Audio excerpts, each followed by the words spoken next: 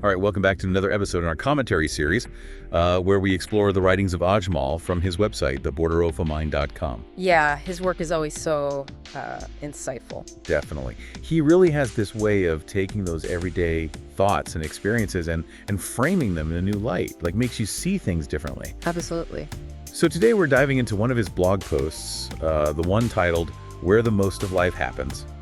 And, the title itself kind of hints at what it's all about, doesn't it? Yeah, totally. It's about finding peace and appreciation, not just in like the big moments, but throughout the whole journey of life, the ups, the downs, the in-betweens, all of it. Exactly. And he starts off by, using this analogy that I think a lot of us can relate to. He compares life to a roller coaster. Right. And he says, let me see if I can find the exact quote.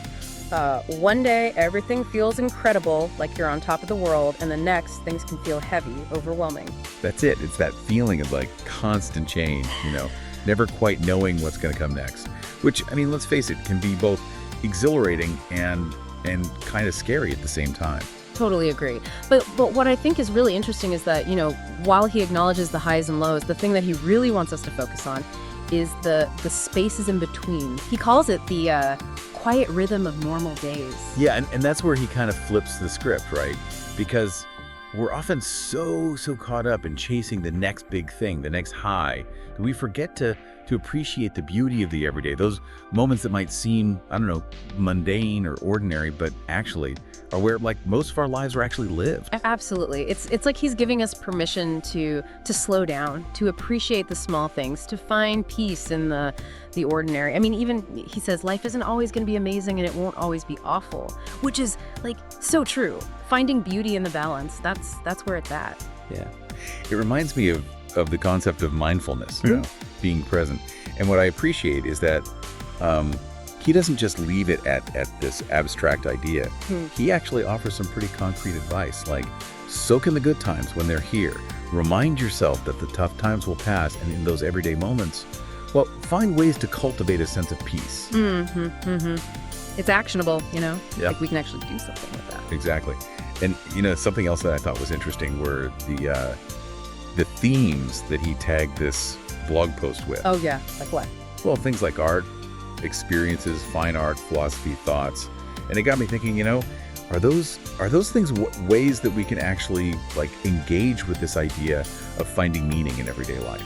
That's a good question. I definitely think so. Like when you engage with art, whether you're creating it, experiencing it, whatever, it can shift your perspective. It can help you appreciate the beauty in the present moment. Right. And same with seeking out new experiences. Even if they're, small things, it can inject that sense of wonder and curiosity into your routine. Makes things feel fresh. Yeah, absolutely.